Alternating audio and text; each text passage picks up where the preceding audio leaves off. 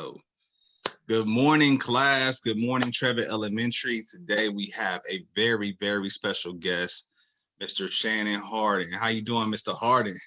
It is great to be with you, Mr. Carey. Thank you for inviting me into your virtual classroom. I can't wait till we can be in person again so we can see each other, dap each other up, and see all the young girls and boys who I love in Columbus. Hey, well, look, I appreciate you coming through. I know we were setting this up and you're here virtually, but you're with us. Can you tell us a little bit about yourself and what you do for the city of Columbus?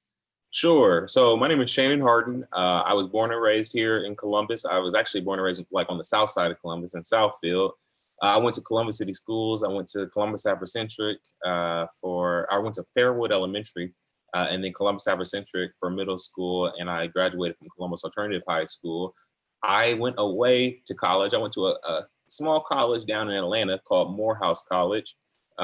Morehouse College is a historically Black college, and our most famous alum that came out of Morehouse is Dr. Martin Luther King Jr. And so a lot of people have come out of there who've done good things in the community. And I fervently believe that too much is given, much is required. And so I came back to Columbus and very quickly started working for our former mayor, the first Black mayor of Columbus, Mayor Coleman. I worked for him for 5 years. And then when I was 27, I came on to Columbus City Council. So I've been a Columbus City Council member for over 6 years now. I am currently the president of our city council. And really what that means, guys, is that I work with the mayor and a few others to make sure that we are safe here in Columbus, that our streets are paved, that we have sidewalks, that there are programs that keep us healthy, and making sure that all of us can thrive. And it's a job that really requires all of us, and requires me hearing from you as the folks who will 100% inherit this city. So I do it thinking about you guys at Trevitt and all the other young people around our community, because this is your city, and we're just holding the spots for you and making sure that we're putting you in the best place for you to be successful and for you to thrive. And I appreciate that. I had a question. I heard you talked about different Yeah. programs, and this just popped in my head. So sorry, I'm putting you on the spot a little bit Yeah, here. sure. Can you tell us a little bit about the Youth Commission? Were you part of the Youth Commissions, or is that still a program? I just remembered.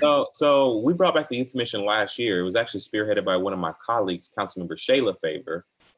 She, like all of us, wanted to make sure that young people had a say in what we're doing in terms of governing. And so the Youth Commission commissioners meet. They represent different high schools around Columbus City schools, and they advise us on policy. And they became very important throughout the pandemic when we were encouraging folks to wear a mask, and encouraging folks to social distance, and trying to just keep people's spirits lifted. I mean, so many young people last year, didn't get to have their graduation, didn't get to have their proms and their school dances and all those things that so many of us remember from when we were kids. And so they helped us plan a virtual prom with the radio station and all. And so it was really cool. They've really been at work, and I'm very proud of them. I seen that, the virtual prom. I didn't know that was them, so that was good work. That was their idea, and they really got it out there. Well, man, thank you for that. I know you here. You got a book. Yeah, I'm gonna let you go ahead and get to the reading. Thank you for answering those questions. Everybody give it up for Mr. Hardin. Oh, thank you. So thank you, Mr. Carey, again, to the young people at Trevitt. It's an honor to be here. I brought a book that actually was gifted to me by this author. The book's title is There's a Splinter in My Foot. I chose it, one, because the author and the illustrator are both from Columbus. The author is Doreece Lattimer, and the artist is Duarte Brown. And Duarte is a real friend, a good friend of mine. Every year he does my Christmas card. He does the illustration for my Christmas card that I send out. And so he did this Christmas card.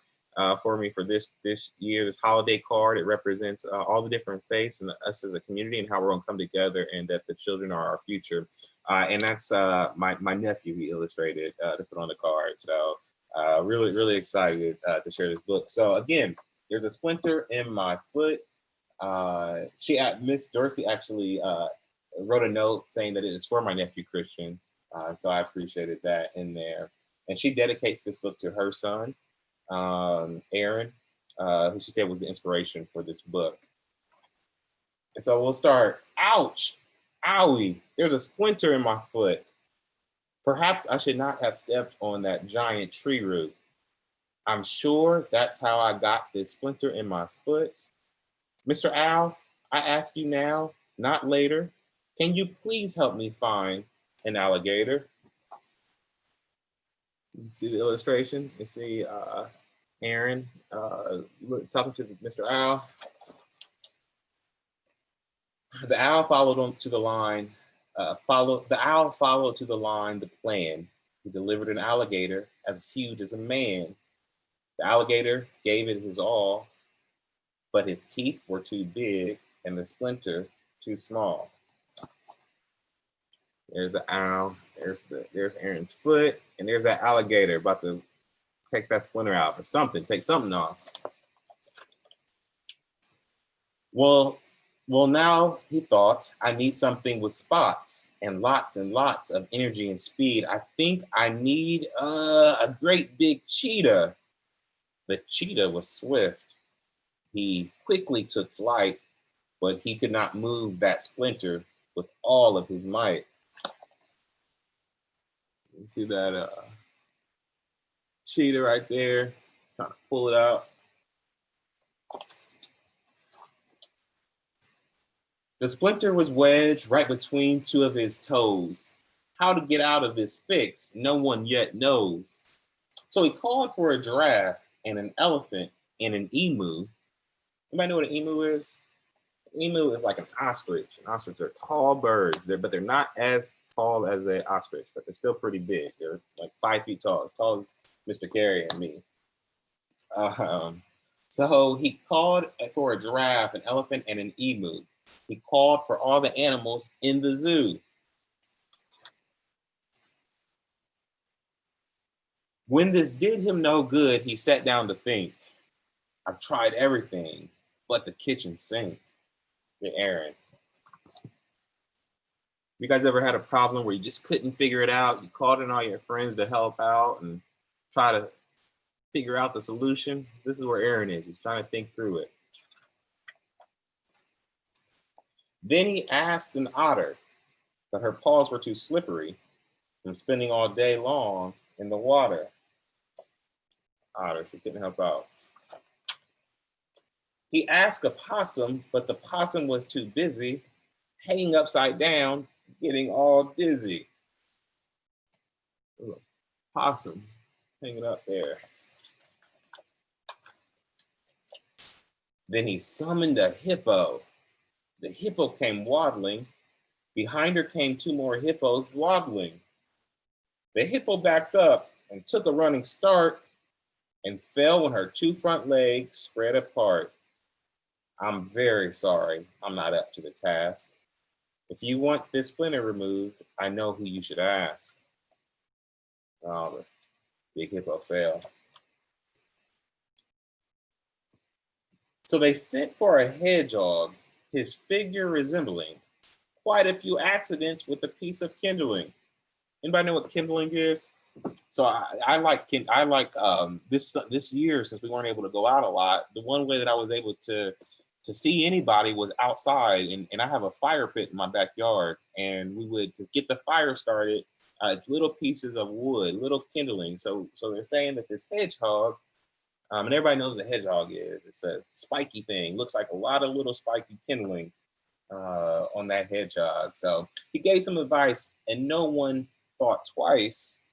Get a hold of the center of that. Get a hold of the center of that thing you call a splinter. Pull it and tug. Make sure of a snug grip around the middle. Pull, and you'll be as fit as a fiddle.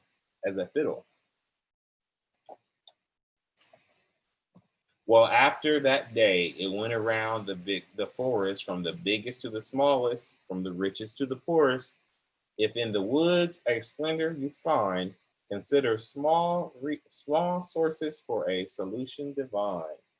So they say, pick the small things sometimes, and they'll help with big solutions. And I think that that is something for all of us to remember. So always remember, it's not how big, but how useful you are that determines whether you are a star. It was the little hedgehog who knew about the kindling, knew about those little sticks, who helped Aaron get the stick out of his foot, that splinter out of his foot.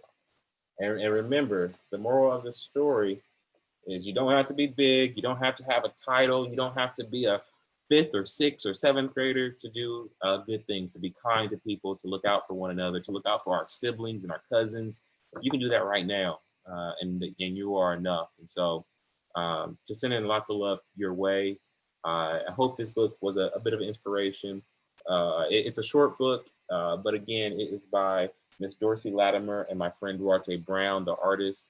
And what I also like is that Aaron looks like me, and he looks like my nephew, and he looks like so many folks in my community, and I think that's really important. So thank you for having me.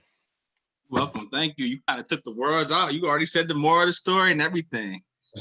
Not how big you are, just how useful you are. I love that, because some people think you have to be a superstar or someone super important to get things done or get Not at solutions all. done, where all you really need to do is just go out and do it, and you get support. So I appreciate you, Mr. Hardin, for saying that.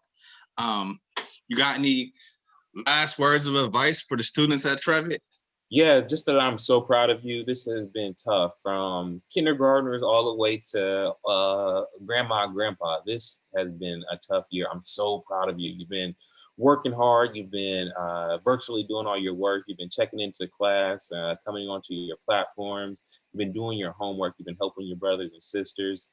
You've been supporting mom and dad, who are and your parents and your grandparents who are looking after us, and knowing that they're working really hard. I am so proud of you.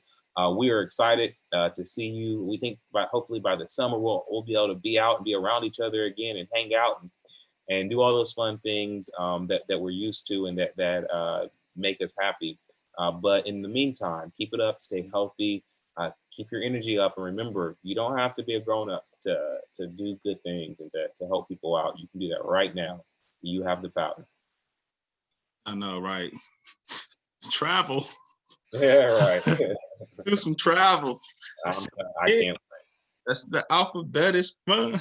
All right. Well, I thank you so much, man. Appreciate you for coming by, reading that book to us. Shout out to the author, that's Columbus Born, and the illustrator as well. Hopefully, maybe we can get them on, or maybe they can come. Duarte is amazing. I'm close friends with Duarte Brown. He is an amazing artist. He does a lot of work with Columbus City Schools, a lot of volunteer work, and would love. I'm sure he would love to show some of his art to you know, it'd be cool. Maybe we do like a paint thing over Zoom. I don't know. He is all in. So, like I said, I would love to connect you. I think you would love to have him be a part of your class. I appreciate that, man. I appreciate you as All always. right. All right, thank you, and God bless, man.